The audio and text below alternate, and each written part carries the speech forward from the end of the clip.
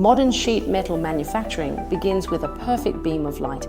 High-precision laser cutting is the foundation for accurate bending and full-line automation. Welcome to the ADH Advanced Industrial Fiber Laser Cutting tutorial. Before starting up this digital giant, a standard pre-start inspection must be carried out. Confirm that the water chiller temperature is within specification and check the gas line pressure.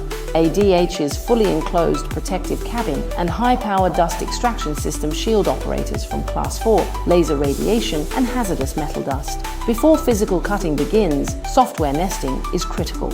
After the drawing is imported into the ADH Intelligent CNC system, the lead-in must be set. At the moment of laser piercing, the energy is highly unstable and the lead-in moves the piercing point into the scrap area. For very small parts, adding micro joints prevents them from falling and jamming the cutting head. Cutting quality depends on the perfect balance between energy and gas. The ADH autofocus cutting head automatically adjusts the focal point according to the material. For thick plate, the focal point is lowered. For thin sheet, it is raised.